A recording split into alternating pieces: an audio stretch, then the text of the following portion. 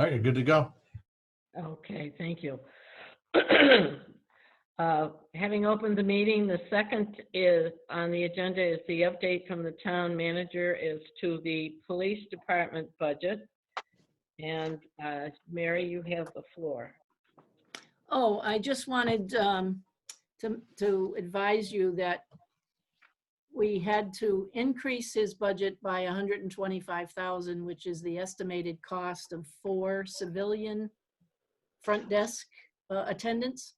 Once dispatch leaves and goes to Westcom, 2 full-timers and 2 part-timers. And those positions are being advertised hopefully today for the next 2 weeks. And obviously preference is going to be given to the internal candidates, of which I hope there are several. And then so the net increase in the budget is around 60,000 because despite the 125 addition for the front desk people, we have an officer retiring the first week of July. So that'll reduce that 125 by about 60.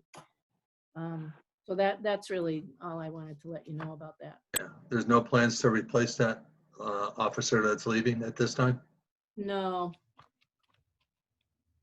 So, Chris, I just had a question because I think I must have misunderstood how the dispatch thing was going to work. Because I was under the impression we were going to pay $125,000 to participate in a dispatch function that wasn't necessarily performed by us, and then apply for a grant to be able to offset that. The 125, is it just it happens to be the same number, or are we still paying that for dispatch and then we're paying this for the greeters? Well, by coincidence, it is the same number. We rounded it up. I mean, the salary figures that the chief went over with me came up to around 121 or one in that neighborhood. So it may be less than 125, but that's what we put in the budget. And you're correct. The 125 that's listed as the dispatch expense in the dispatch line item will be reimbursed to the town once Westcom receives the development grant in that amount. But we had to put it in to show as an expense because we may have to front that money because the grant is not expected to be received until October. And if we want to be a voting participant in Westcom as of July 1, they need to have at least a portion of that annual assessment paid to them. Sorry, go ahead. I didn't mean to interrupt you. No, I was pretty much done.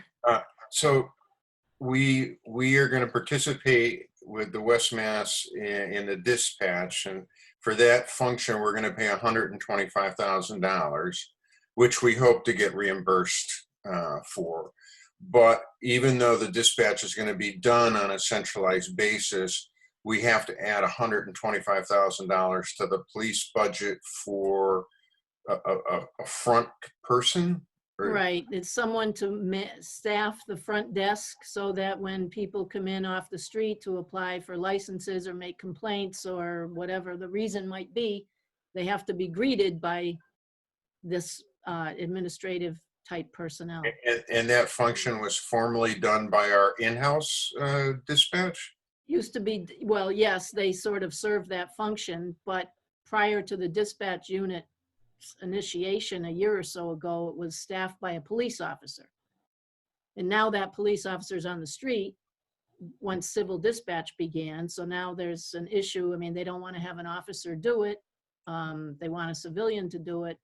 So this is the sort of the hybrid solution, at least for now. They wanted 24 hours a day, 7 days a week.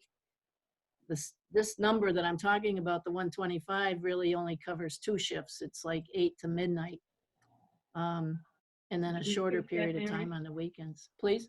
Would you repeat that? The shifts are what? 8 to midnight, 8 a.m. to midnight. That's 5 days a week, hence the 2 full-timers. And then 2 part-timers on the weekend, which I left that file in the office, but their shifts would be shorter, but there's not going to be 24-hour. Can I ask another question? Sure. I'm glad to hear that there's no shift covering midnight to 8 a.m. because I can't imagine that there would be a whole lot of traffic coming in there. Right. And just for clarification, even overnight, there is still an officer inside the building, correct? We're not locking the place up. No, it's not locked. I don't know that there's always somebody in-house if they're on patrol. I suspect that there's somebody in there, but I'd have to defer to Chief DeLassio Okay. on that, Kath. This just, for a greeter, this just seems, for greeters, 125,000 kind of, destroys the beauty of the 125 fee to be part of Westcom, knowing that down the road it'll be reimbursable.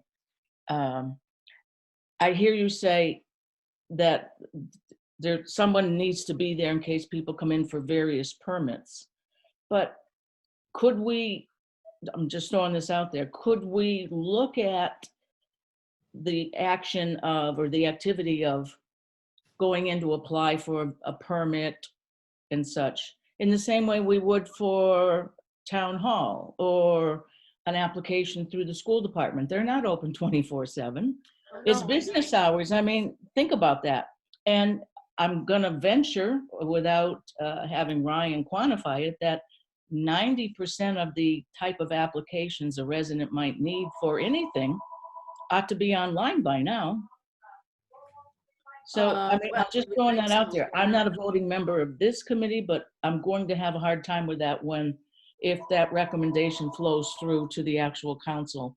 I'm not opposed to greeters, but I think we need to move that number lower. Well, the first discussion that we had about this, that I had with Chief DeLassio, was that I wanted to follow the model that Long Meadow was using, which is 4 hours a day, 9 to 1, with a phone in the lobby, because they've eliminated all of that. Now, I don't know if they've morphed into something else, because that's information that's several months old. But I was wondering if Ryan could maybe get the chief to comment on some of that. It's also a bargaining issue. I understand that.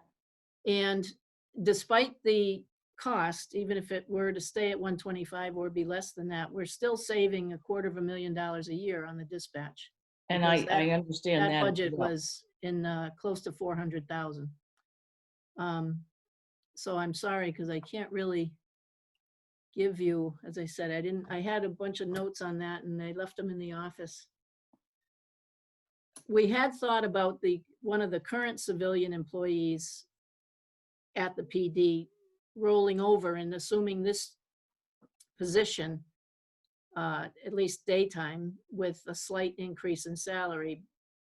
But the chief was of the mind that that person's other duties she wouldn't be able to keep up with them. So, and we were also frankly trying to be sensitive to the employment of the current dispatchers who would be laid off otherwise. Again, it's all just speculation. Right. No, and I understand that too. Are you able to say publicly what the rate of pay would be?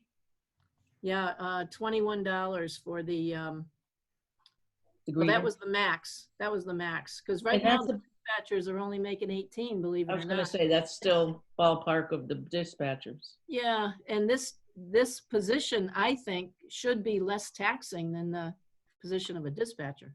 Ryan, I'm trying to get Jeff. Can you? Yeah, I text him. He's signing on to join the meeting. They just had a good emergency, so I think he's in the office now. So once he connects, I'll pull him into the meeting.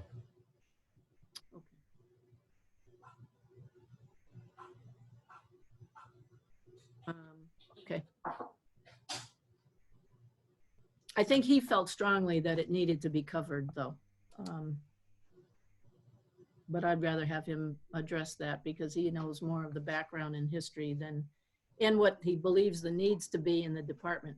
The fact that the civilian who currently works there, not in dispatch, but in one of the administrative positions, there's concern that there's a safety concern about access to the internal offices of the police station. There's really no barrier.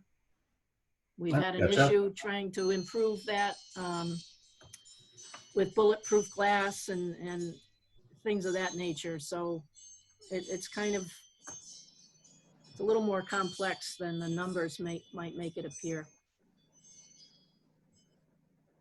If I recall, last year we talked about that. Oh, here's bulletproof Jeff. glass, and I think we did some appropriation for it, for that area, but I could be wrong. Tom, do you remember anything on that? Yeah, we did discuss greeters at that time, but there was no set budget for that. There wasn't, okay, because I know they mentioned it was a safety issue. There's the chief. Good morning, Yeah, Chief. we talked about it. Hi, Jeff. Morning, everyone. Good morning. Jeff, we were talking about your revised budget, and I was just given the overview that we increased it by 125 for those 4 greeter positions, and then reduced it by your officer's salary who's leaving in July, so that the net increase is 60,000 on the salary. And I think you had a slight decrease on the non-salary stuff. But anyway, the committee has a number of questions about the necessity, let's say, of staffing that position over those hours. I had represented that we were going to do 2 full-timers and 2 part-timers. The full-timers be 8 to 12 Monday through Friday, and the part-timers have a lesser hour shift on weekends. But I'd rather have you explain it so I don't misspeak about what your needs and desires are. Right.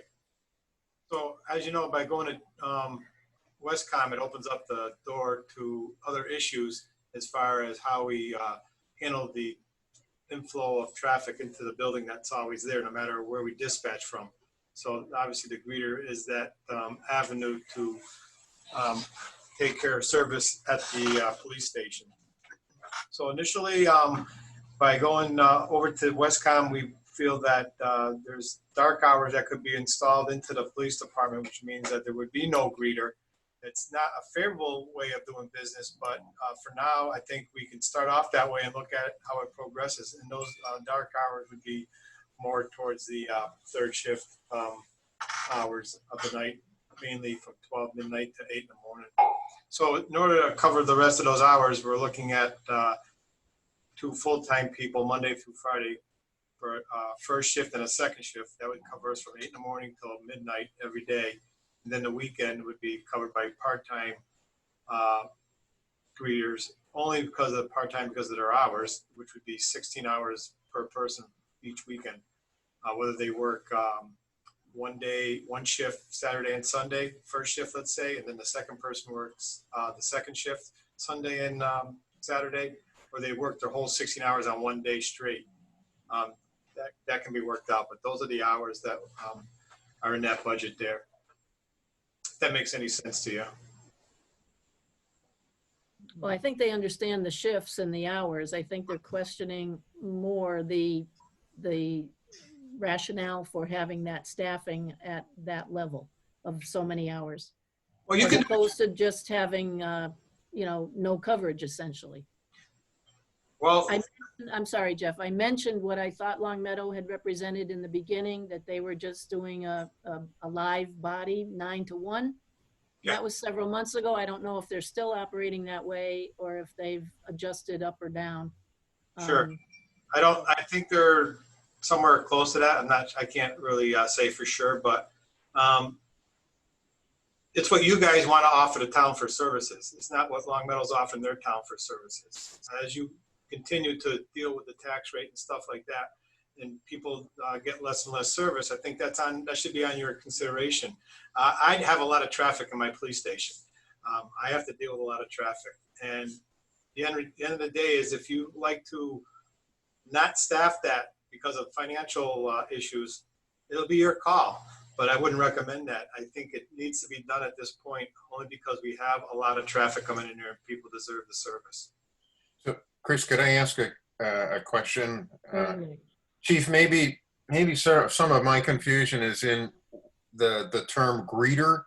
Because if I'm thinking of greeter as handling permits and normal business kind of things, I think of 9 to 5 regular business hours. And I guess I'm unclear what are the duties of the greeters in those like after business hours, that go to midnight and go Saturday and Sunday, which typically wouldn't be normal business hours. So they must be doing something more than that.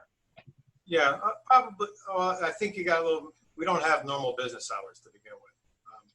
As you know, people come into the department for different reasons, all hours of the day. There's no 9 to 5 hours for our customers.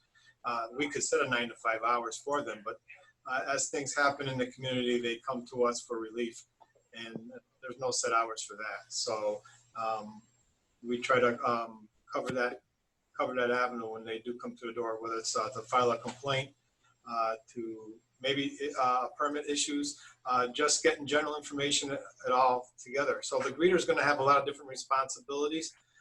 They're going to be the kickback to what Westcom sends back into the station. If Westcom cannot handle their call, then I assume that they're going to kick it back into the system to come back to East Long Meadow to handle. Whether or not that makes its way to the responsible party without a greeter, I don't know, depending on how urgent it is also. So there's a lot of different tasks that those greeters do. Again, walk-in traffic, just handling the routine calls that are going to come. Westcom is not necessarily going to handle all the calls that are generated for East Long Meadow. The business line is a little bit different. But they, part of their duties might also be, it's just keeping an eye on the facility in general. We have people coming and going. We do have prisoners that are coming and going. We do have to have some kind of presence in here. So with that said, that's what we feel is the best fit right now moving forward, and to provide a service to the town of East Long Meadow. I have a job description that Jeff provided me that I can have emailed to all of you later on today, if that might be helpful. Yes, please do that, Mary. Yeah, will do. I really do think there should be a presence in the lobby when somebody comes in. How much of the traffic, Chief, is from, say, 5 p.m. to midnight? I don't have a number on it, but as you know, like I said before, things happen. Whether it's an accident they just got into, whether they're involved in a domestic, stuff like that. I don't have a number on the traffic. Certainly the daytime is probably would seem more busier than as the night goes on, it gets less traffic, but we still have plenty of traffic. I can try to get a handle on that as far as the number wise versus based on the camera activity, but I really don't have the time to look at the camera for the hours. Yeah, Chris, I guess I certainly would not argue that emergencies need to be dealt with as they occur.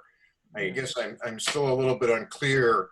Can I go at 8 o'clock on a Friday night and ask for a permit? Can I do like, am I able to do those things on all those off hours as well? Or are people funneled to the normal business hours for normal routine kind of inquiries and issues? And clearly, you know, the issue of you're in an accident or you're broken in or something, emergency, certainly there needs to be coverage and needs to be dealt with as it occurs. And I'm just not exactly sure I understand completely, you know, the difference between the kind of stuff that is not absolutely critical to be handled that moment. You know, if they miss the hour, it could be handled tomorrow, versus the things that absolutely have to be, you know, have to be dealt with.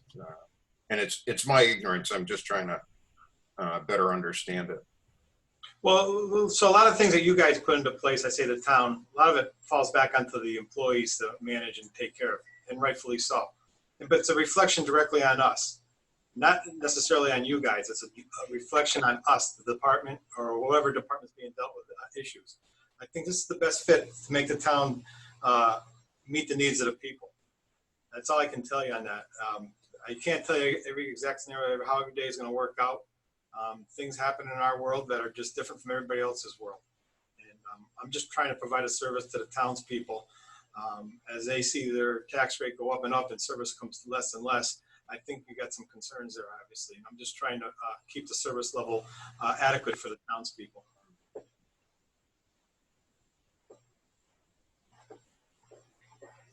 Appreciate your input. We're just a little taken aback about the cost of providing that service, particularly this year, not knowing where the finances are going to fall. And I think this discussion has to be carried on or carried forward, maybe with Mary and within the committee, to see if there's any alternative. I don't, and I'm not questioning what you're saying, Chief, by any means, but if people were allowed this, for instance, I'm just going to throw out a for instance, 8 to 4 in the police station to go in for permits, filing of complaints, picking up of accident reports, and so on. Wouldn't the other occurrences after that be handled?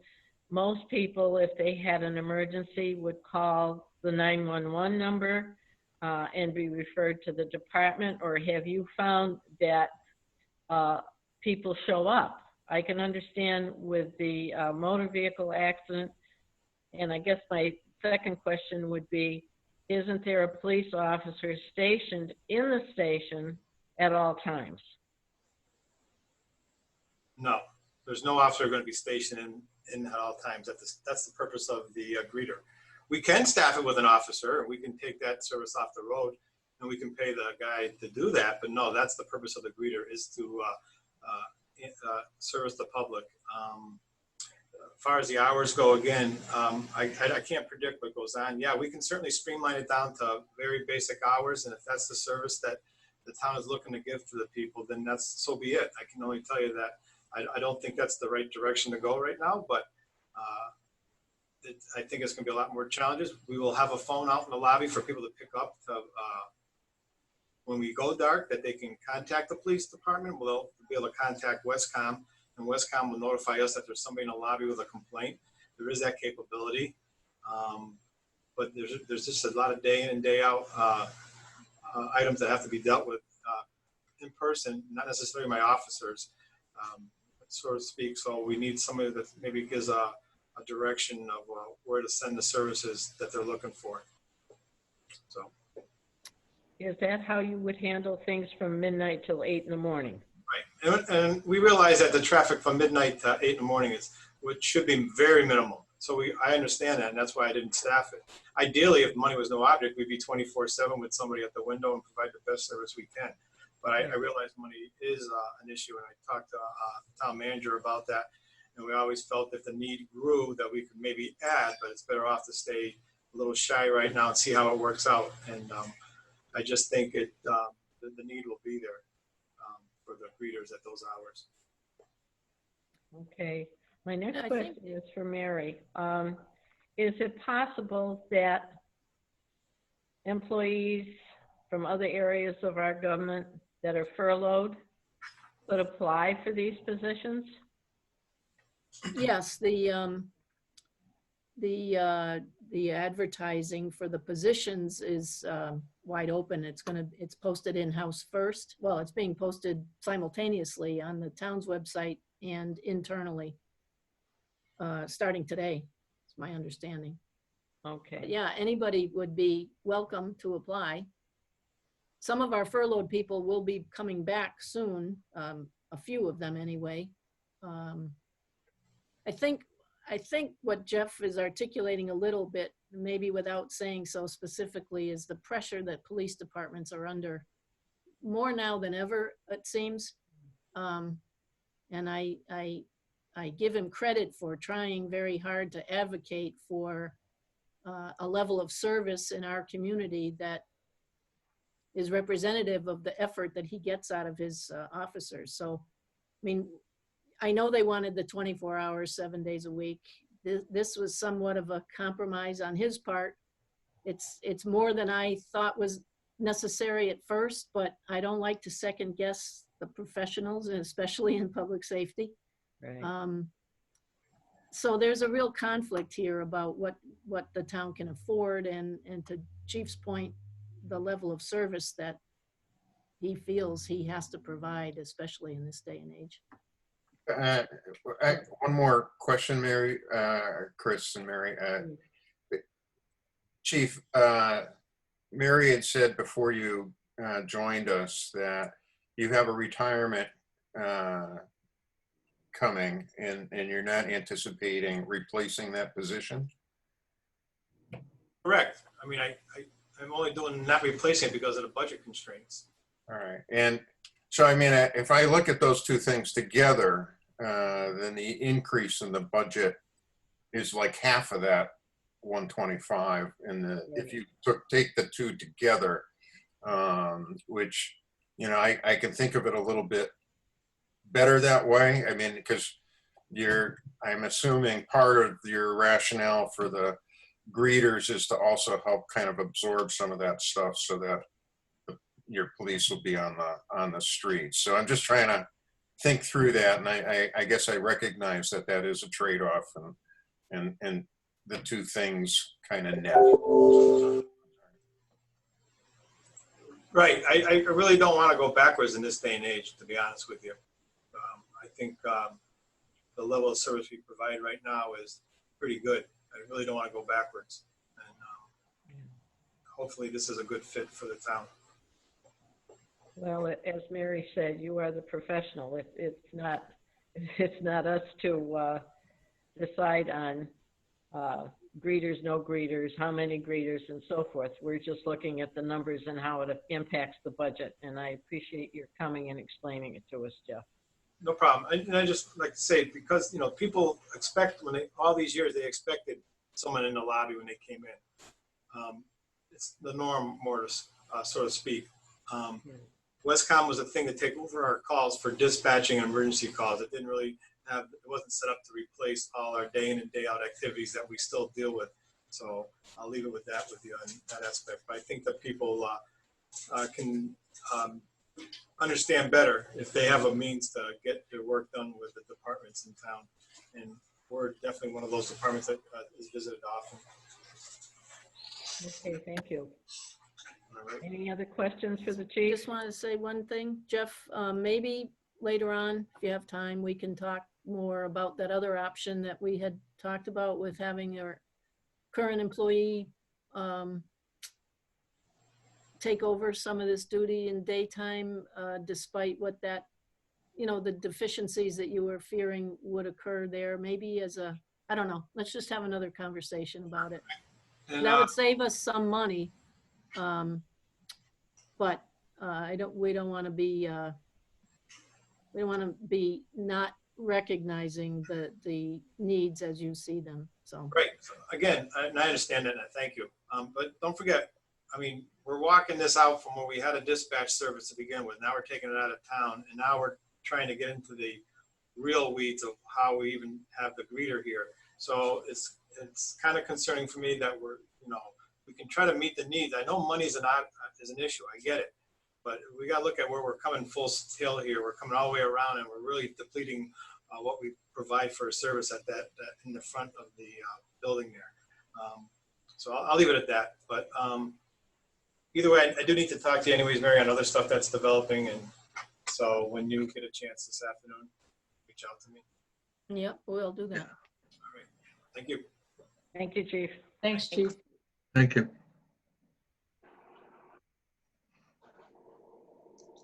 Yeah. Chris, Yes. if I may, just I've been thinking through this whole process, and I guess at this time, if we're looking at a net increase of $60,000, The only thing I think Mary mentioned was that her and the chief are going to go back and revisit that to see if there's any way to reduce that a little further. And I think that's a wise thing to do. Yes. But when it all comes down, what it comes down to is, what I'm trying to say is, let's just flag it for further consideration at another date when we have more information as to what our final budget is going to look like. Okay. Okay, we can do that. No objection to that.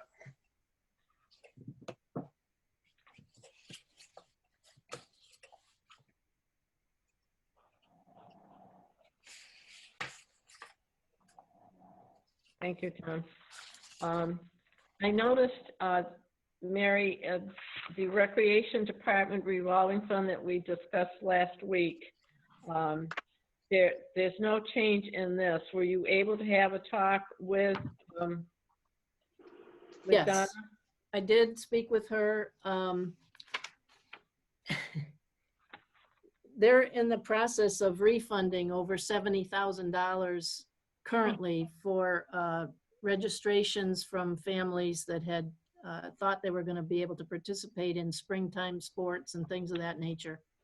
The revolving funds, the way Donna explained that to me, it does balance, even though the sheet here doesn't, it shows a deficit, I think, of around 6,000. But she said she was advised in the past to allocate different staff members' salaries, like to 2 hours to basketball and 1 hour to pool, and not certain of the rationale for that, so I don't really want to comment on it.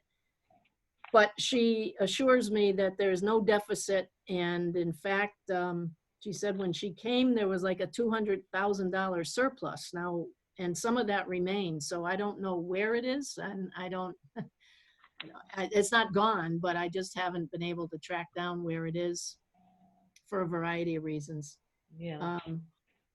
So she was quite confident that there was no deficit in those revolving accounts. It was just the way, it's the way of the accounting for it, that it wasn't necessarily all basketball income versus basketball expenses and revolving fund.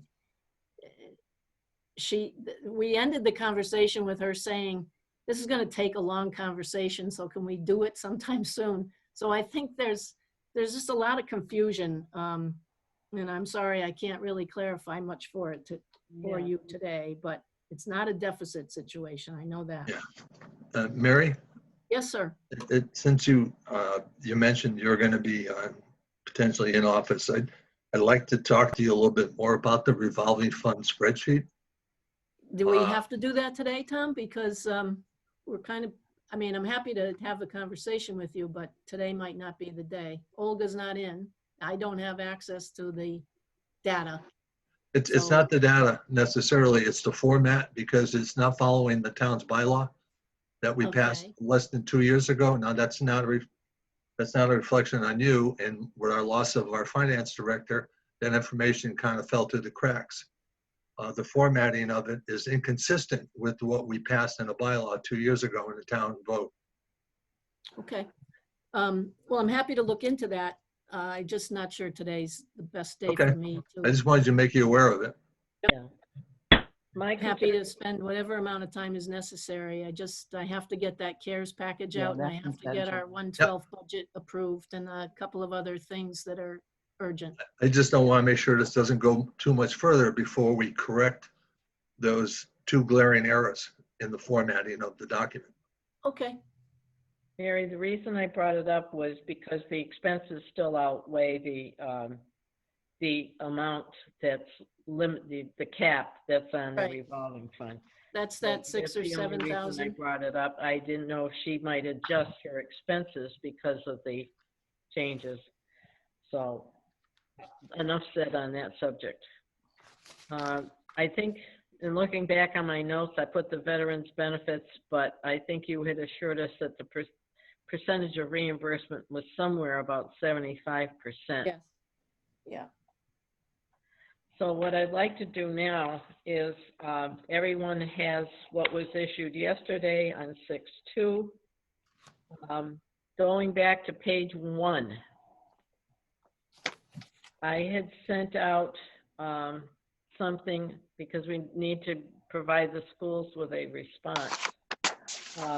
Page 1, the Chapter 70 money. Last week, Jim, I believe, proposed and we voted on using the fiscal 20 Chapter 78 amount of $12,102,021.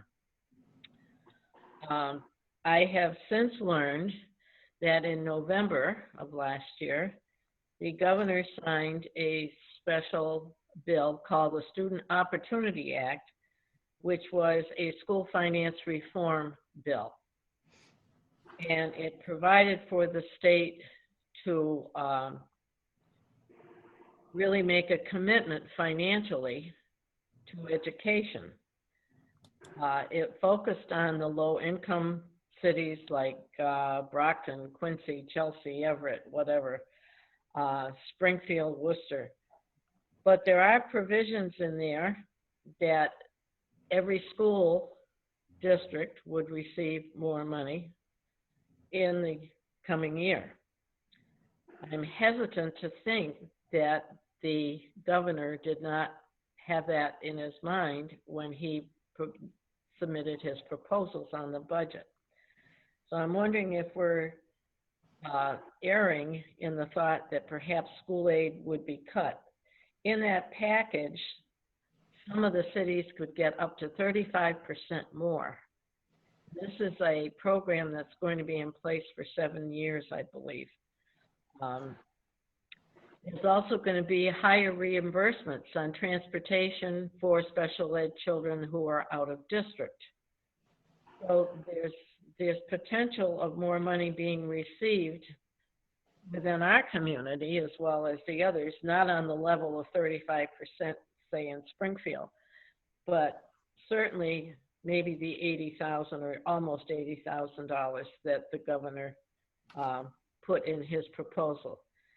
So I'd like to revisit our using the $12,102,021 and go back to the governor's proposal of $12,181,538. And I'd like to know how the committee feels about that. Well, we should vote on it, Chris.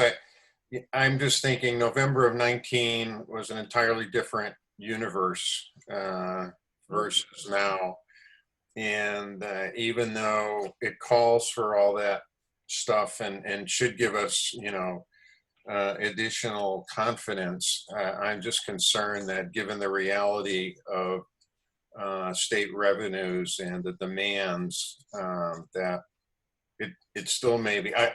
My own feeling would be, you know, I'd be more comfortable being a little bit more conservative, even though they say that. I'd like to see it only because the situation has changed so drastically for everybody.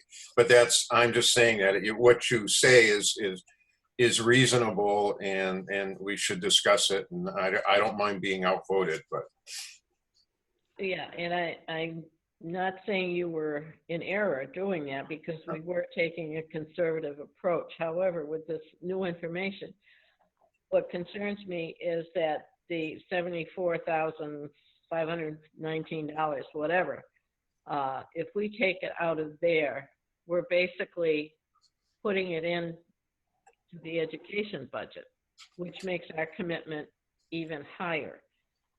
If you would take the sheets that, I don't know if you all have that sheet that I prepared, showing what our contribution was to this year's request. So with using the governor's amount, we're actually contributing $540,889 more than the previous year. If we go back and use the $12,102,021, that $79,290 gets added to the $540, which puts us into the $619,000 more that we're giving the school this year, our contribution. So I think it's something to really consider at this meeting because they had told us they need to get out some letters if they need to cut their budget some more. I would agree with you, Chris. I think I understand what Jim is saying, but given that this is an increase that would fall under taxation as well, if the school needs to know, I would go with the worst case scenario. It's easier to bring on additional staff if necessary at a later point if the money's available, as opposed to try to cut contractual obligations at a later date. Yeah. You just confused me, Tom. Yeah, me too. And maybe I misunderstood what Chris's numbers were saying, but by using the higher number, that's a more optimistic assumption, and means we have to spend less of our own money. So using last year's actual or last year's budget is my interpretation is that's more conservative because it reduces the state aid, it increases what our share has to be, and so you just confused me because I kind of thought of it opposite of what you just said in terms of using the higher number. In my mind, would not be as conservative as using the lower number for state aid. I would agree with how Jim is expressing that. I was getting confused there too. Yeah. I also would mention that we have two school committee members in our audience. I don't know if either one is able to shed any more recent light on what Chapter 70 funds may look like, if the governor's been communicating with, or his liaison with the superintendents. It's just a thought to ask them to join us for a couple of minutes. Sure. And I'm putting Mr. Fonseca and Mr. Facher. Oh, there he is. Okay. I know I just put you on the spot, but it's Chris's meeting, but I wondered if you had any more intel, if you will, from Boston about Chapter 70 and you got that extra $80,000 bump from the Student Opportunity Act, correct? Yeah, that is correct. That was with the Student Opportunity Act and the increase in Chapter 70. It roughly went from the $25 per student to $30, which amounted that's where the $80,000 came from. At this point, we have received no other communication except that at this point, we also haven't heard anything where it would be cut either. So we're kind of still in limbo, like everybody else is, trying to figure out what the next steps are because we're still looking at a moving target. Christine, I think Gordon's also available. He's also watching this at the same time. If you want to bring Gordon or Pam Blair on also. Yeah. Are they both in the office right now? Yes, they are. They are. They're not watching the meeting though. They're not in the audience. Gordon's on Facebook. Oh, Yeah, I think he'll have to join the Zoom client to participate.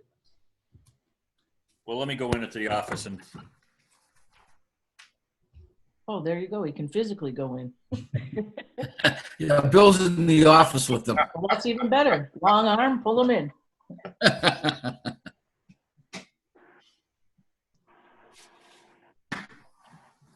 Gordon should be clicking in any moment now, Ryan. Okay. Once he comes in, I'll pull him over. I think Pam will be joining us as well. Thanks, Bill. Okay. The last statewide call I was on, there was no decision made about Chapter 70 aid, up or down. Everybody, just as I said last week, guidance forthcoming. I think they're still trying to figure it out, frankly. I agree with that, Mary, because we're not hearing anything either. And even through my state association, we're not getting any information like on our listserv and stuff like that. There's just nothing coming out yet because, as I said, it's still a moving target. And they're just, I think what they're waiting for to see to see if any more federal aid is going to get released. Yeah. That funnels down through the state, and then that whole big package that we talked about a couple of weeks ago is still out there. Yeah.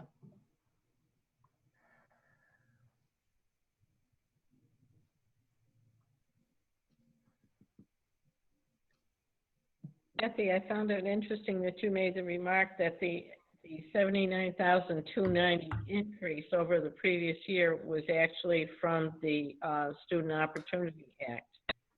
That's how I understand it, but I will defer to the school side to make sure that I'm saying it correctly. There's Gordon right now.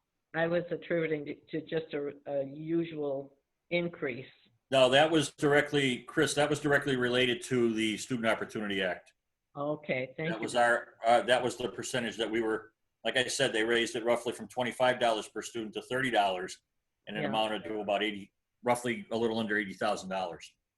You know, it's hard to explain or to figure out what's going on. I just saw an item in the paper where Brookline, which is a very wealthy community, cutting $6.3 million out of their school. And Yeah, it's You know, just, Westfield last night voted to cut 33 teachers out of their school system. Yep. It's going on. It's because we're contractually bound by these letters, by collective bargaining, where we have to get the letters out, and that's what's happening. yeah, It doesn't mean that people aren't going to get recalled, but you have to just meet the contractual obligations and get the letters out. exactly. But with the letters come panic. You guys know the feeling. Well, yes, because the folks on the inside know that you're doing that as a bargain for obligation, but it doesn't really reflect real life circumstances. Come when schools open, things do shift to the better, but the public starts to panic and think, there's not enough teachers, the class size is going to be higher. What am I paying for? All of that. It's like panic. furloughing the employees. Is everybody going to get called back? There's Right, that right. air of uncertainty that's everywhere right now. Well, that's going on in the town right now. Oh, I agree, Tom. I agree. Well, on the subject of the teachers, could you guys confirm, are you using the date of June 15th for non-contractual and June 19th for contractual? So June Notification 15th, purposes? June 15th, Mike, is the actual legal, it's based in law for all non-professional status teachers, which basically means any teacher with 3 years or less in the system. And then Okay, the and then June we're using 19th the date, 19th for non-professional. No, the 19th would be professional status. professional status, but most likely what I would do is if we have to prepare letters, we'll have them all ready to go by June 15th for everyone. For everyone, okay. Right. Yeah. Thanks. I don't know what the questions were. I apologize. It took me a little time to transition from Facebook to this meeting. Historically, although we know that, probably the state government's going to do the 1/12 moving forward as they try to determine a budget and what aid they might get from the federal government. Historically, though, Massachusetts has been pretty reluctant to cut Chapter 70. And I heard Bill talking about the Student Opportunity Act, and I know that last week you had voted to sort of roll back to this fiscal year's Chapter 70, and I would think that would be prudent. I haven't not heard anything regarding more cuts to Chapter 70. I think they would roll back the Student Opportunity Act, which for some cities is really significant money, in the millions of dollars. And so that would be somewhat of a savings across the board for the state. And thankfully would not be as harmful to us. Well, thank you for that comment, Gordon, because what we were debating is whether to add that 79,000 back into our projections for state aid. And we still weren't sure whether that was, it might be better to stay conservative and use that 12,102, which is what we had. And it sounds like you have some skepticism as to what eventually will come out. I mean, I would think that the easiest thing for the state, given, and obviously I have no crystal ball, given where they've stood on education in, historically, to delay the Student Opportunity Act, which the governor has the ability to do, that's the easiest thing for them to roll back. And then it does have certainly some significant impact to some of our cities across the Commonwealth, less impact on towns similar to us. Makes sense. And looking at last year's, at the town's percentage last year, the town paid or supported the school through 19,071,662. Using the governor's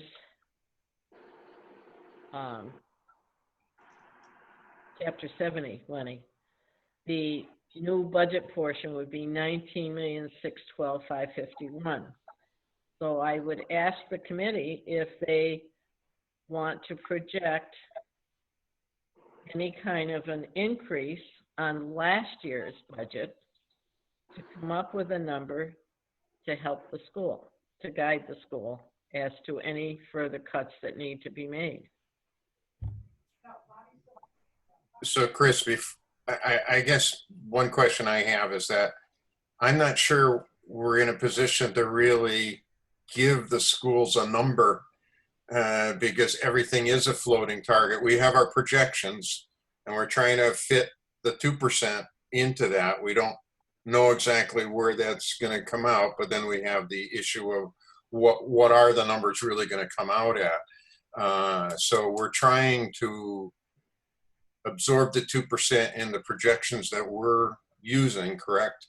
But I mean, if our assumptions come out poorly, then we may need to do more. So I don't know with the schools, it's hard for us to say how far you have to go with your letters. I mean, really the same with us. I'd rather always be pleasantly surprised than have put something in and have to go, oh crap, what, how do we plug the gap? And I don't know for you all, it's a tough decision, but it's kind of better be safe than sorry. So what level is that where you think that is?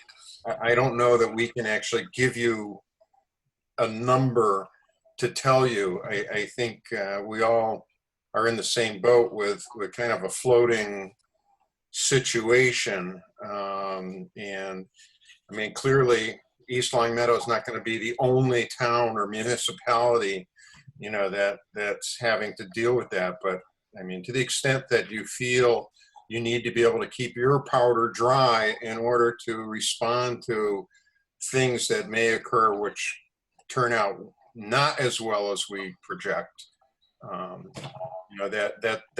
That's a tough decision, and I'm glad I'm not on the school committee or in the school administration to have to do that. But I don't know that we can really give you a specific target or number or number of positions to do. And that's I'm only speaking from my own point of view.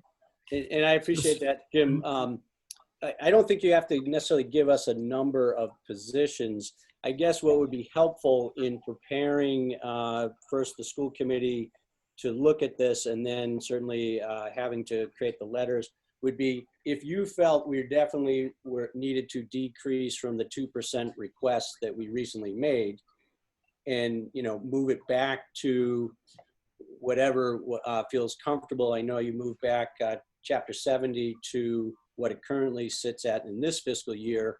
If that's the same strategy that the town oversight, financial oversight committee feels is prudent, that alone is helpful because it gives us a little bit more of a target. Obviously there's some really serious and important decisions will have to be made, but at least it's something that gives us a little bit of a direction. And to, I guess, Bill's point that he made earlier, maybe presents less panic and sort of loss of morale, which certainly we don't need any loss of morale these days. I think the events unfolding in our country are causing enough for that. Yes. Does anyone else have a comment? So I guess I want to turn back to Jim. Are we saying that we should stay at 2% at this time until we get further information? To a 2% increase until we get further information? Is that what we're saying right now? I defer to Chris. I was just speaking my own point of view. All I can say is we're using your 2% budget in our projections.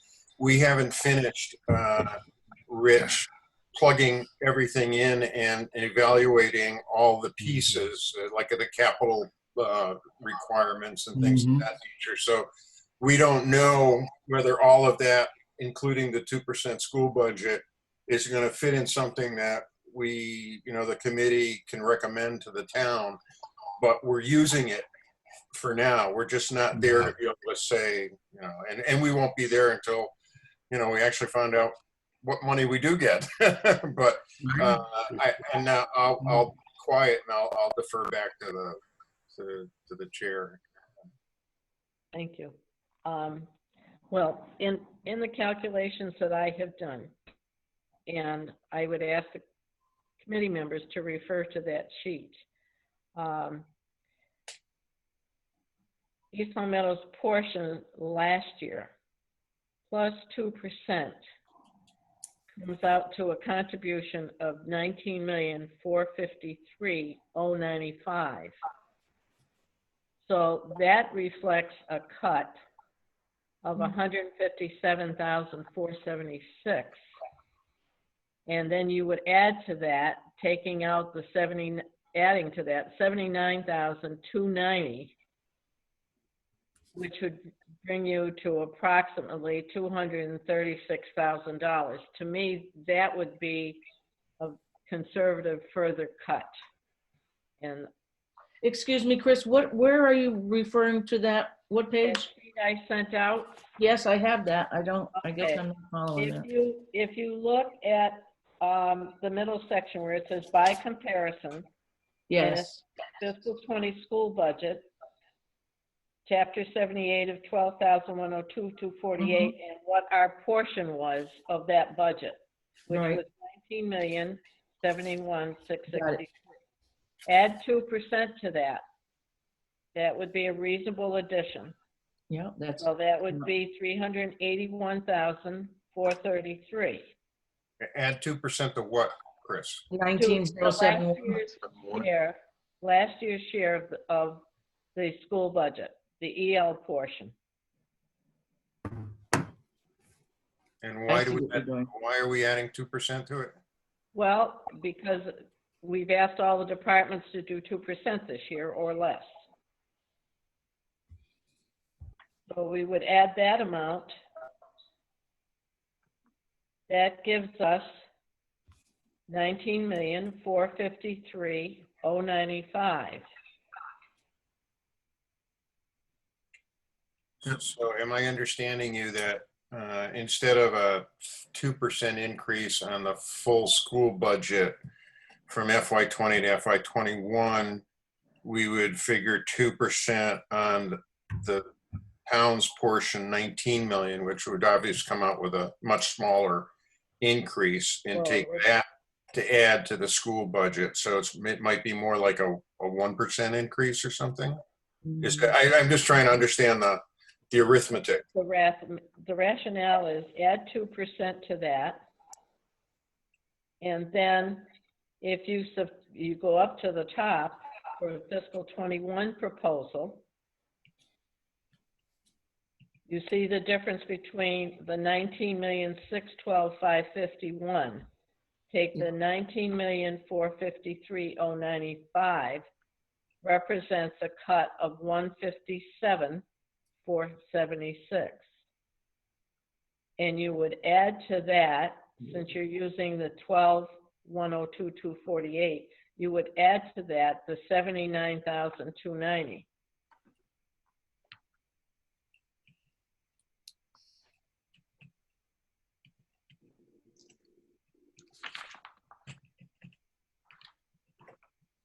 So what you're saying, Chris, is that we'd have to reduce our budget from the 2% increase further by $236,290.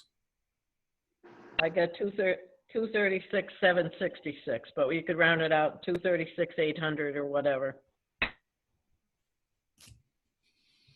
And I think that would put us in a better position than if the money does come in, you will get the money. Thank you, Rich. You were way ahead of me. That's unusual, Jim, very unusual. Yeah, right. Those are the numbers that I came up with as well. And do they sound reasonable to people? I would agree with you, Reasonable Chris. to the committee, first of all. Yeah, and my consideration would be to follow your direction there. We need to give them some direction. They're asking for it. They need it. Better to send out a letter. I understand the comments made, but we've had to do that on the town side. And certainly we don't like doing it, but it's a requirement of what's going on right now. It's just a necessity to function as a town.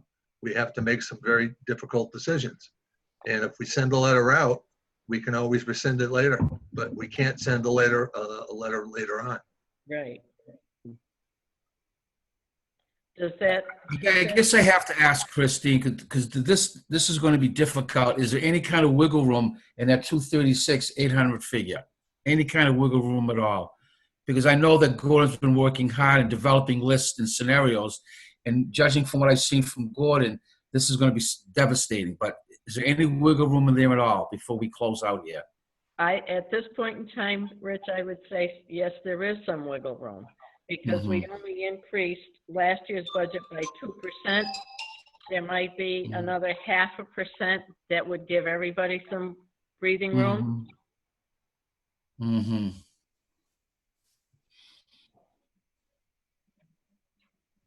At least that's my opinion. They shouldn't I just be understand. making decisions. I'd like to hear from the committee.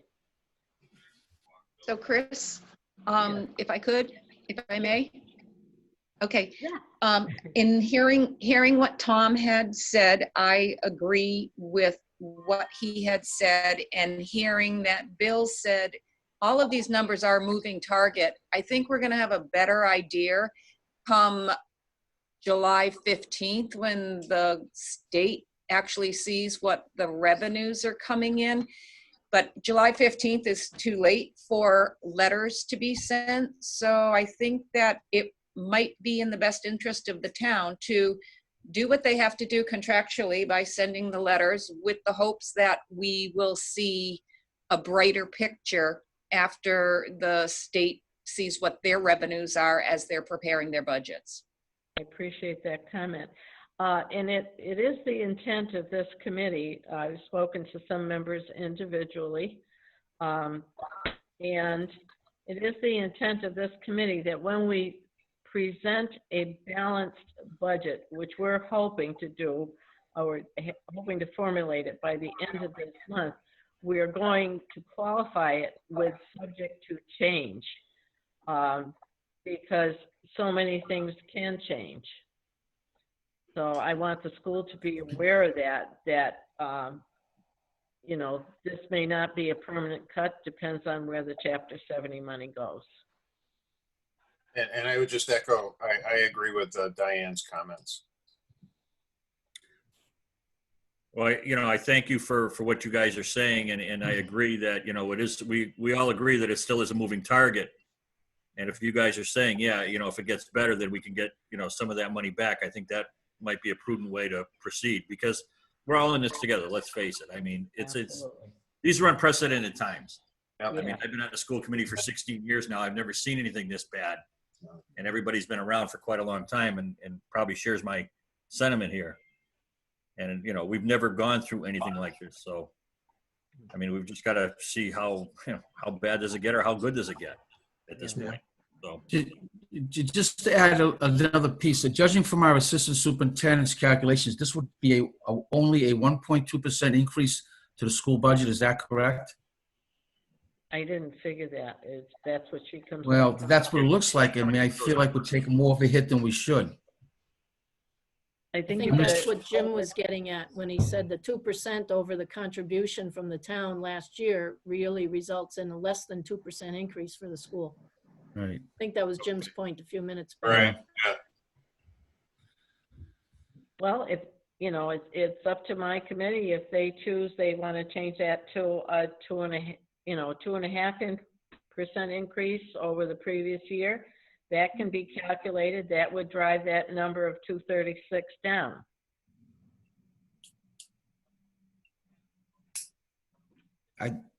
Gordon, how do you feel? I think that would help us, would it not? Certainly, anything's going to help us. Further reductions obviously start to impact programming pretty significantly, not to mention people's lives, obviously, but I think everybody here knows that. I feel very optimistic that if the letters are sent out, that you will be able to call those people back. Mm-hmm. I don't want to think that pessimistically about the budget, that these people would not be coming back, but. Right. And I want to share in your optimism, Chris. Yeah, I agree with that. Yeah. You see, I can't, because these people are going to be devastated, and then we're going to say, well, don't worry, we're hopefully going to bring you back. I think it's very hollow. I think that we're right now in a very negative state, and I understand that. But if we can have just, I mean, well, most towns are being asked for 2% town departments, and we're being now asked to do 2%. I'd like to see a little more of a balance there in our budget. Jim, you got your calculator with you? Who are you talking to? Jim, you. Oh, yeah, that's right. Take the, Well, I think take the 19,071,662. My calculator doesn't want to work right now. Yeah. And increase it by 2.5%. Find out what that 2.5% is. That'll be 476, 791.55. 476. Say again, Diane. 791.55. So make it 476, 792. be like another 23,000, I think, around. Okay.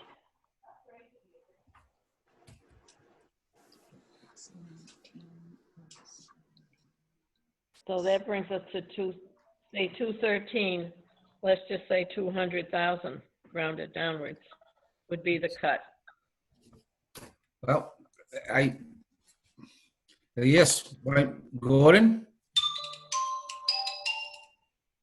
Yeah, I mean, any reduction is going to have impact. So we appreciate the attempt to give us some direction on that. I mean, I think the 200,000 will work. I'm hoping, Gordon. I mean, the cooperation level. I mean, we've worked very closely with the town council and financial oversight as far as returning money from this year's budget, extending the MSBA deadline, and working down to 2%. So I think that 200,000, I would think we could probably work with that. Make sense? Yeah, I mean, we'll get to work on it as soon as we get out from this meeting to give the school committee options. Okay. I sure appreciate your cooperation. Just right back at you. Yeah, we appreciate having the opportunity to discuss it with all of you. I echo everybody's sentiments. It's, we're all, like I said, we're all in this together. We've got to figure it all out. Yep. Yes, we do. And let's hope that the picture's going to be a little brighter in July than it is right now. I agree with that. Yeah. Everybody in accord with that? At this time, I see no issue with that. Okay. Bill, not Bill. Jim? Yes. What, Are are you you okay with asking the me? 200,000 Well, as a guideline? I am, but it is a guideline, and Yeah. you know, so it could be better, it could be worse, but I just would. I know the school committee won't do this, but you know, leave yourself room just in case, you know, things turn out differently. Hopefully they'll turn out better than we're anticipating, but Could I ask just one more time, because I'm gonna have to explain this to people, and we've thrown a lot of numbers around here. So am I correct? We'll subtract, we have 476, 792, is that correct? The first number of the increase? Yes. And we're subtracting 92. what from that? Then you're using, your FY20 budget of yeah, you're adding, 31,170. you're adding that 476.92 to last year's budget of 19,071,662. Okay, And you're taking that figure and going and subtracting it from the current status of 19,612,551. okay. Got it now. Thank you. I was I'm glad you do, because I don't yet. I was subtracting the 476 and that 792 minus 381,433. And I was getting 95,359. I got a little confused there. Okay, so when you get that answer, you're going to add the 79,290 that is Right. currently in the increase. And then Right, you- this Student Opportunities Act, okay. And we come up with 200,000. Yes, Okay. Thank you very much. okay. Didn't know you were such a numbers guy. I'm not. I'm getting a lot of help through Texas, Christine. That's okay. You left me in the dust, Rich. I'm going to need a post-committee tutorial to figure that out. Okay. Mike, are you okay with that? I am. I look at it that we kind of bridge the gap, and based on further information coming in as time goes on, that number can be tweaked, but at least it gives the school committee direction on what they do in regards to letters. Yeah. Okay, thank you. Thank you. All right, very good. Hey, Mike, by the way, congratulations yesterday. Mike came. Well, thank you all. I see a number of supporters in the staff, and we're all here trying to do the right thing. Nobody has any hidden agenda, but I'm glad it's behind me. These elections take us away from time on task, where our time can be better spent, as you know. I'd rather be working on a solution for our budget right now than campaigning, so I do appreciate it. So, Delicate balance. yeah. Okay, thank you very much for joining us. Thank you for joining. Thank you very much for having us. Could I make one recommendation, though, seeing that we're going to be revisiting this? Could somebody please make a working document of the numbers? Yeah. So Chris, if I could jump in, I can tell Jim wants that. could you repeat those numbers again so I can get them correct in the minutes? And that'll be the worksheet, I guess. That would be great, because I know we're going to be revisiting this, and we'll save time. Okay, we're taking East Long Meadow's portion of the school budget for fiscal 20, 19,071,662, plus 2.5%, which is the 476,792,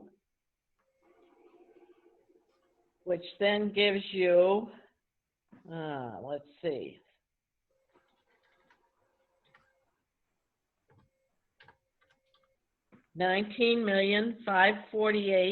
$19,548,454. Okay.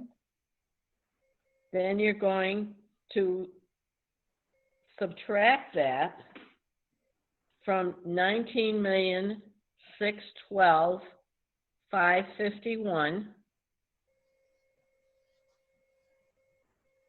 I haven't done that math, but I've come close. So that number, I believe, comes to around, let's see, I gotta actually physically do it. 612,551 minus 19,548, 454. Anybody did it faster than I did? I coming out with 64,097. Mhm. I am also. But then Okay. you add that 79, And then the you student add the opportunity number in. 79,290. 79,290, yeah. And why am 70, I, wait a minute, so, why are we adding that? Because we're going to be using the 12021. They would, in other words, we're saying right now that we're not getting that money. All right, all right. all right, so I'm back to the difference between 19,612 and 19,548. What did that come out to? Came out to 64,097. 64,097. And then we're adding the 79? 79,290. 123,387. 143,387. And Correct. we gave them a number of 200,000, so that got rounded up because we, 143,387, okay. yeah. But we advised them to cut 200 approximately. So where it finally comes down to their revised request of 31,794,089 would now, we're asking them to do 31,594,089. Correct.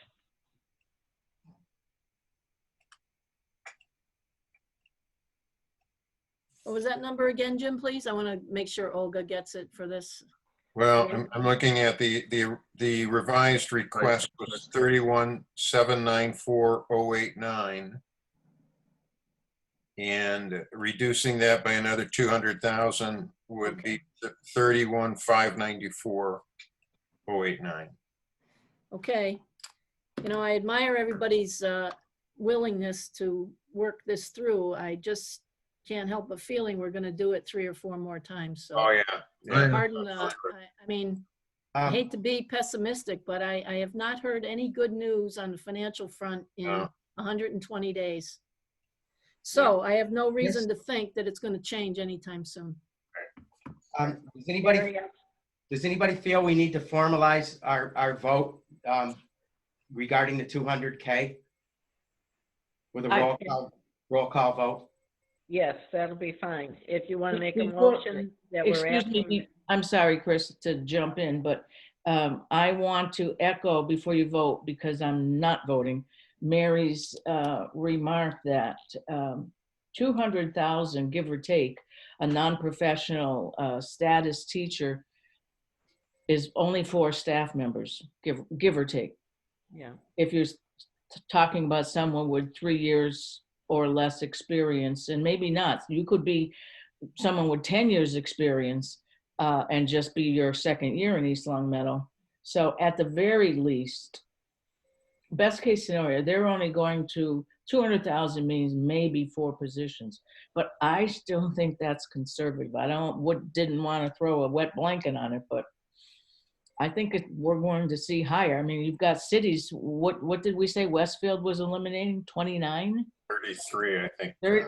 Gordon said. And clearly, they get a bigger chunk given the size of their communities. But yeah, well, I back to Diane's comment, Kathy, and I agree with you and Mary. I mean, hopefully they won't take this number and only send out letters to the extent that fits this budget. Hopefully they'll send out letters to give themselves enough room to adjust if need be, because if they couldn't adjust via salaries, I don't know how they would adjust. The numbers come up worse. Right, and as you know, even with 2 or 3 years' experience, you still have bumping rights, and you're going, so let's say they send it to 6 people. Once the bumping rights push around, you could be looking at a whole different scenario. Not being able to, I don't want to suggest telling them how to do their job, but to me, it'd be wise to send that letter to all non-professional staff. You're covered then. Right. It's better safe than sorry. Right. And And I don't yes, mean to- it's not a happy time. And Okay. yes, we haven't done this since 2007 on the school side, when we lost 17 positions. But it's a reality of the world, and nobody wants to go out there and peddle bad news, or, you're already depressed, so here's one more thing to be depressed about. But the flip side of that is we stay so optimistic, and then late August, we deliver this blow that will be 6 times as devastating. I don't mean to be a wet blanket, truly. No, I'm not but saying that about you. I didn't want to throw that one on the school department. I totally agree, because you can see from their comments and their faces how stressful this is. And to go Right. through all this recalculation, I hate to set false expectations. I hope to God I'm wrong, but I don't think I am. So I think that 200,000 it's not gonna be the end of the line, and watching them and knowing how diligently they're working. And they're very devoted to what they have to do and need to do. That's a concern. And I know Rich mentioned a couple times and Gordon, the morale, when people get these notices, but I think most people would rather be advised early on so that they can maybe make some alternative arrangements if necessary. I don't know. I didn't want to be a wet blanket, but I can see that I'm being one, so. So, Mike, were you suggesting we take a vote to change the number in our projection, our budget model to the number that Chris proposed? Is that a question for me, Jim? No, Right. for Mike. Just because we formalized most of our decisions with a roll call vote, I felt that it would be worth deciding as a group, we want to continue that process. Yeah.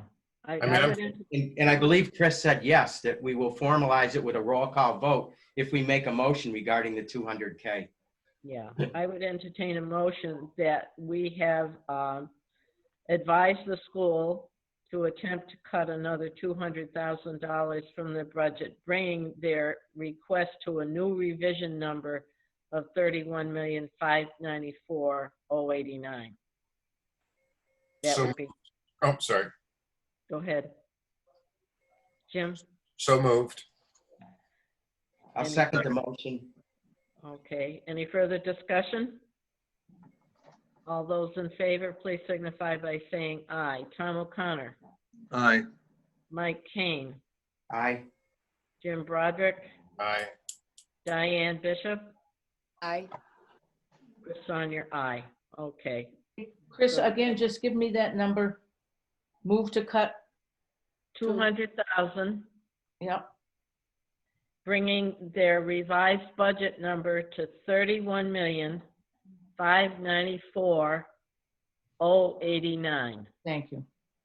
And Chris, should I direct Olga to make that change in our summary pages, or do you want to wait till they come Yes. back, or? Oh, And all no, on- she can wait till she comes back. I mean. No, I don't, I mean, wait till the school committee comes back with more information? No, or- it's a number that Okay, we're using for our projections, so.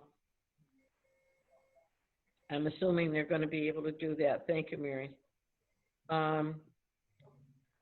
Okay, number 5 on our agenda is a tentative review of the capital planning committee's recommendations. I don't know, I said tentative. I don't know if they have completed their work or they're close. I can give you a little bit of information. I believe Jim as well. Tom, I believe, were you at that meeting or negative? Yeah, Tom was there too, I believe. Well, Ryan's our host. He can probably give us a. We were hoping to be able to complete the capital report after a brief meeting this coming Monday. Okay. So we'll table any overview until our next meeting, which will be next Wednesday, June 10th, at the same time. I will post an agenda. I'll ask Jackie Sullivan to post an agenda on our behalf. Is there any other business to be discussed, old business? Do you want to approve the minutes that Diane wrote? Did anybody send corrections or anything, Diane, other than, I just had one date change. okay. Then let us, what was the date of the meeting? The 28th. We'll vote to approve. I did have a question, I'm sorry. It was the bottom of the second page, talking about the town accountant.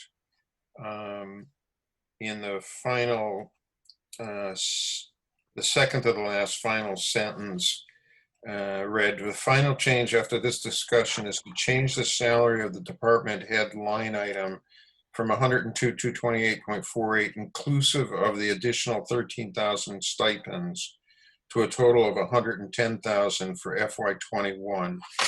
And I guess I was a little confused because I thought we were increasing the salary, but we were removing the stipends. It was in That's a, true.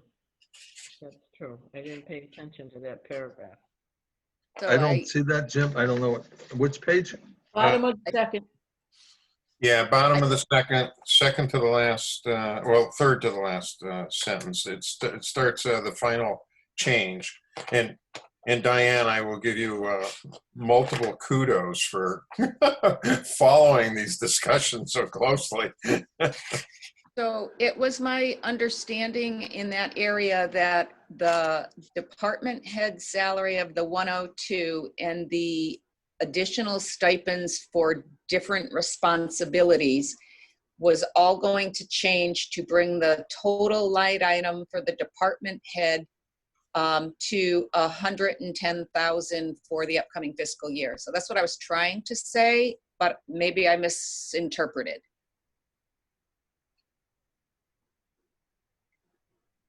I listened to the meeting after when I had a chance, and I think the base salary is the 102,228, and then you add on the 13,000 in stipends, which would make it 115,228. But your committee agreed to, going forward, have the number of 110,000 even as the number that Mary could use to hire the next individual, and that it would not, stipends would not be a piece of it. Is that, am I saying that correct, Mary? Yes. I don't think stipends are necessary. Okay. Yeah, So we that's want- what I'm saying. Maybe it should say 102 and 13. How about if you said 115,228.48 inclusive of stipends to a total of 110? If everyone agrees, I'd be happy to do that. Yeah, the stipends were eliminated and the salary was raised from the 102,000 to 110,000 to give Mary some leeway in the hiring. Yeah, I did not, as you know, attend that meeting, but I did follow it.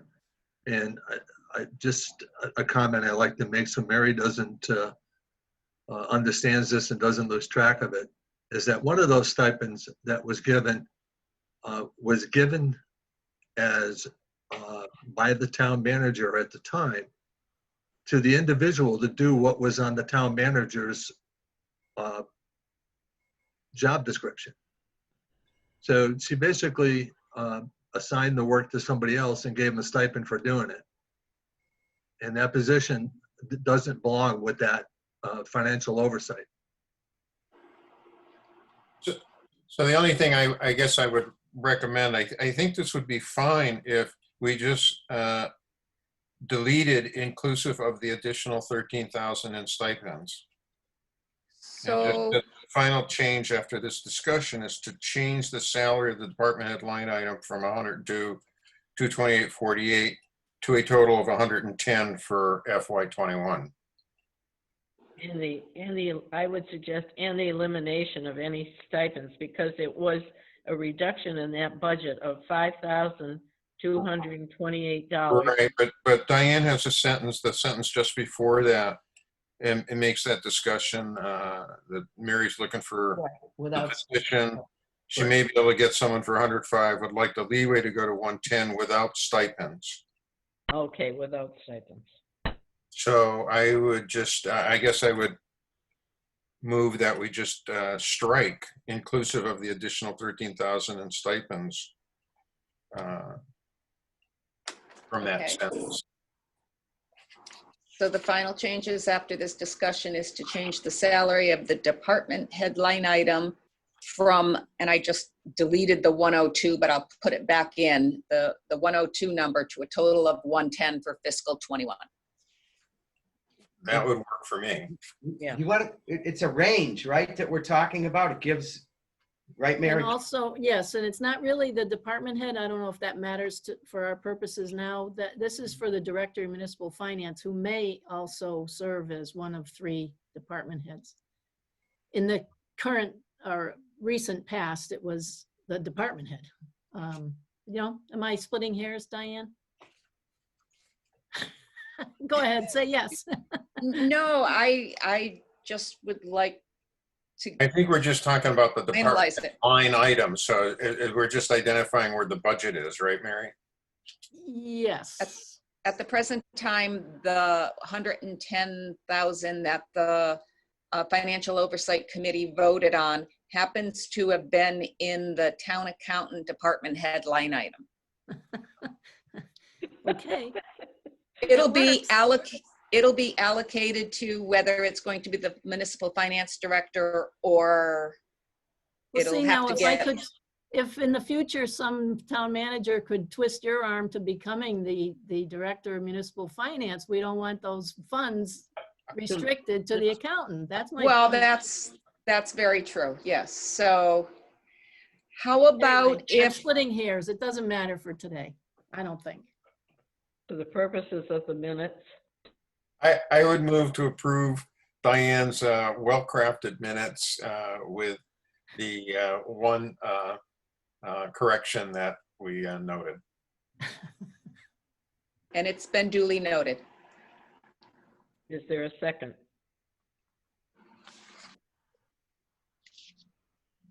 Do I have a second? Motion? Can I second my own minutes? Because if I can, I'll second. Okay. All those in Give me a favor, tough vote, Diane. all those in favor of approving the minutes of May 28th, please signify by saying yes. Tom O'Connor, Abstain. Diane Bishop, Yes. Mike Kane, Yes. Jim Broderick, Yes. Chris Sonner, yes. Is there any other business before the committee? I had 3 other things. I apologize. That's okay. One was the 125,000 in revenue we anticipate receiving as a grant, and Mary seemed to be pretty confident that would come into the town. And I think we asked about it, and it's in the minutes here, whether we were confident enough to show that somewhere as, and I think the discussion was maybe in non-recurring items or something, showing that as revenue in our budget model. I spoke briefly with Olga about that. She was researching it, and she seems to think, although it's not been verified, that 125 is included in that non-recurring item, even though there's a little red ink there that says includes MEMA and FEMA. We were speculating that we were anticipating the reimbursements, but Olga's view on that was that 125 was probably there because that was a given months back. So could I just I ask, don't know. when Olga has a chance, can she break that down just to confirm it? Yes, she can confirm what she's told me. Again, whether or not there were other factors in that calculation by our predecessor, I don't know, and neither does she at this point. You know what I'm saying? I don't know if No, Sarah I guess what I something mean else. there is, could you take that number and break down the components of it so we can see that 125,000 is part of that number. Okay. That's in the estimated receipts. The Page local. 2 at the bottom, the non-recurring. Yeah. My second question was, I know I sound like a broken record, but getting back to the community preservation, where we have the expenses, but I'm still not clear where our offsetting revenue is. And it sounds like it does show as washes on the tax recap, but I can't quite pinpoint where the offsetting revenue shows on our budget model. And Diane, Olga indicated to me yesterday she was going to converse with you about whether that money was perhaps included in our real estate revenue.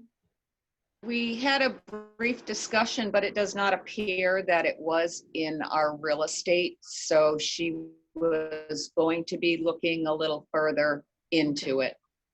Okay. Would it, So we don't would have it a final possibly answer. be included in the recurring receipts? Because it's a different number every year, but that comes in and it goes out, right?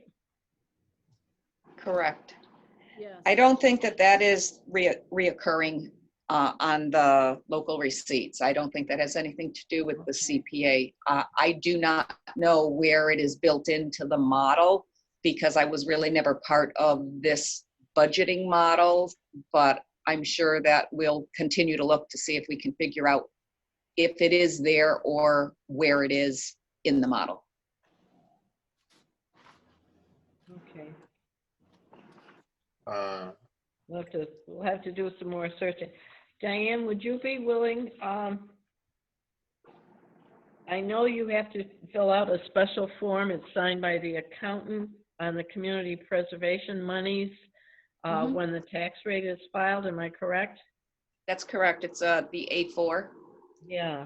And the A4 is what the town accountant would actually fill out. The assessors in my department no longer has any input in that, but that's what I was going over with Olga yesterday, showing how the A4 CPA community preservation, the totals. So we were trying to look to see where some of these numbers might be in the model. Okay. But I don't know, were you going to ask me if I could provide you one? No, no, no. Oh, because I can. I think I cut you off, sorry. Yeah, maybe Jim would. Maybe Jim would like a copy and then he can go over it and, you know, maybe. Since I've been such a squeaky wheel, sure. I will shoot you one. Follow up on that too. Jim, I think from what I'm seeing, I'm looking at page 6 and right down the bottom, 3 lines up, from Community Preservation Fund for P&I payments, 106,280. Right. So that's the spending part of it. And I think, gee, it's got to show up. It's got to show up somewhere else as a fund source. So Right. Yeah, go ahead. Sorry, Diane. I was going to say last year we also had the principal and interest payment and the amount that we collected, and it was reported on the tax recap to be about 338,000, which then goes on to page 2 of the recap, which then as added revenue, which then washes it. But again, where it is in this budget model, that's the big question that I'm still trying to help Olga find. Yeah, I see the revenue for the debt service. It's that part in the other financing uses of Right. 272,000 that I'm still trying to find the offset, the revenue Right. offset for. Have So you- sure, I'd be happy to take a look. Yeah. Have you checked the sheets on the debt payment? The aggregate debt service?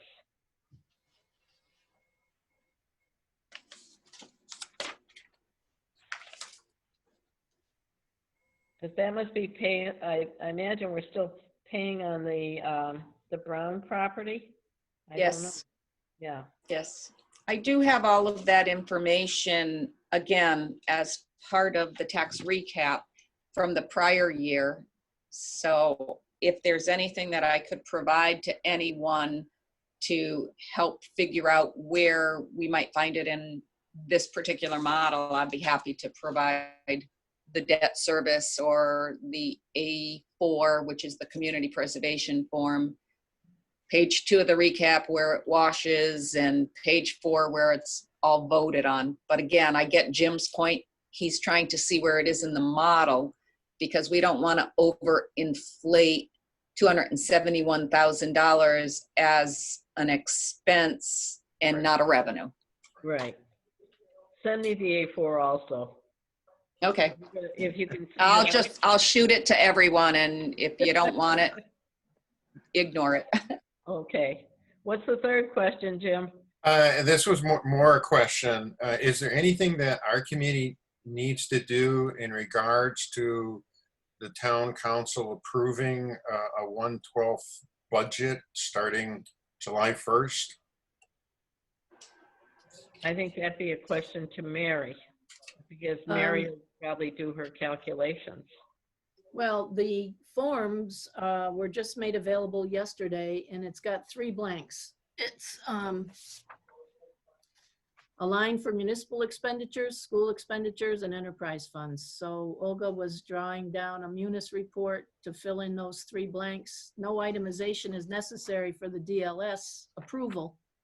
They were trying intentionally to make this a very simplified process. So we were just going to use the numbers from July of 19 rather, for July of this current year. Okay. And there's, I guess, I was hoping to have this before the council next Tuesday night. All right. So there's nothing this committee Think needs so, to Jim? do. No, All right. it requires my signature, my submission, and then a certification by the clerk that the town actually approved, that the council approved it. Jim, I would just think that the 112 would be a recommendation from this budget to the council. A recommendation from this committee. Well, you asking what we need. Yeah, I think yeah, that- right. If you wanted to expedite that and we were ready and all the i's are dotted and t's crossed, then this committee would probably make a recommendation. Kathy, would you agree to the council? Yes, we can make a recommendation now, but I think what Mary's saying is she just needs to plug in 3 line items. Is that what you're saying? Yeah, 3 yeah, simple municipal ops, school Because that would be the expenditures. process. I mean, complete the paperwork. I'm not saying we do it now. I'm just saying that would probably Oh, be. yes. If Mary submits that next Once- week, once then we Mary- will authorize that spending, yes. Yeah. And then the council would adopt it, a vote on it? Well, we would agree to adopt a 1/12 budget. Right, and consistent implement with it the through the executive 112 order. budget for the Yeah. month of July at that point in time. Right, and then we'll do that again in August or late July. Correct. Well, just so you know, though, it'll be more than a strict 1/12, because in July of each year, certain payments are made Correct. to the. Front end ones, yeah. To, They front load the greater payments. than right. 1/12 of the annual budget. So, but that should be included in this calculation that I'm getting from Olga. So Okay. hopefully, I mean, that could probably even happen as early as our next meeting a week from today, right? Mhm. That's my hope, Mike. So I know our committee has voted in concept the idea of using the 112 budget for at least the month of July. I think that was part of the presentation that was made to the town council, Chris. Yeah. So, all right. All right. All right. Just wanted to make sure there wasn't anything. No, I'm just running through this and I'm looking at a calendar because if, you know, we had the information for our next meeting, which would be on what, the 9th? The 9th?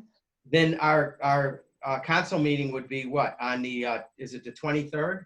The 23rd, right. So we have time to, you know, adopt that and put it in place before July, so. Yes. I have to send it after you approve it. I have to send it to the state.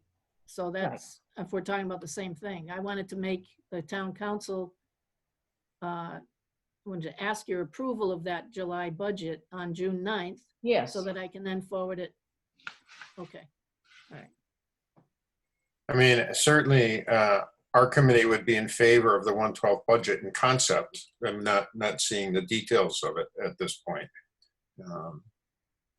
Well, the bulletin that gives, that describes the legislation that gives the authority essentially says, don't include anything that your appropriations body hasn't approved yet. And that's why we chose to go with the 20, because actually what was spent in July of 20 is probably pretty close to what's going to be spent in July of 21. Okay. But I was also, this might sound crazy to all of you, but I don't know if we shouldn't at least think about scorching the earth and trying to pass a budget, because we're going to have to amend it anyway. And otherwise we're going to just, I just have a feeling we're going to go through this exercise repeatedly with no end in sight. Other communities have passed budgets. I don't know what their estimates were. I mean, everybody's struggling with the same issue about revenue.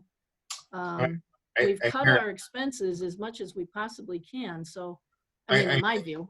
Yeah, Mayor, I'm not to speak for Chris, but I thought we had put our timetable together and presented it to the council that we were targeting to have a budget by June 30th, with hopefully a presentation by the middle of July.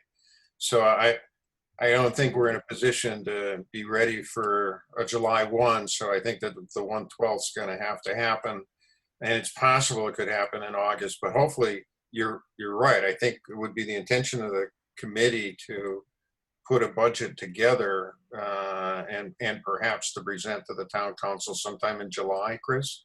Yes, that's correct. So hopefully, yeah.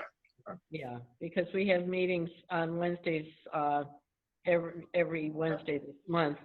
And I was hoping by the 24th, we have a pretty good idea of what we're able to balance at this point in time. And we did tell, you and I did tell the council that we would have something to them By July 15th. so we will accommodate whenever their meeting is at that point in time. So hopefully the 112s won't go on for very long. No, I think the legislature is hoping to work on on their budget after they see what the revenue numbers are come mid-July. So, yes, Mike. I was going to ask through the chair, Chris, to Mary. So did we want to be able to present the 112 at our next council meeting on the 9th to the council so that you have time to push it by the state so that we can put it in motion for July? Yes. Okay, so just keep it in mind. I mean, our next meeting is on, our budget finance meeting is on the 10th. Right.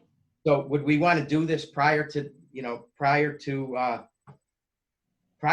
we want to have it on the council at the 9th, do we need to make a decision today, or do we have to have a budget finance committee so that it can be on the agenda for the council on the 9th so that you can move forward? No, Well, I guess that's up to the finance committee. If Does you everybody feel understand like- what I'm talking? We're not meeting again to the 10th, and that's after the 9th. which But is the council I meeting. think the point here is that we approve the concept of going with a 1/12 budget. Yeah. Whatever numbers Mary comes up with Olga and her research, and presents to the council, that's fine with us. I don't think we need to change meeting dates or anything. Right, in that regard. We've already approved the 112. Great, okay. Okay? Mhm. And any other business? If not, I will entertain a motion to adjourn. So moved. Second. All those in favor? Jim Broderick, Yes. Diane Bishop, Yes. Mike King, Yes. Tom O'Connor, Yes. Chris Sonyer. Yes. Thank you, everyone. Thank you. Thank you. Thank We got a you. lot done. It Thanks, was Chris. a little tough today. Have a great Okay. day. Thank you, everyone. Thank Thank you. you.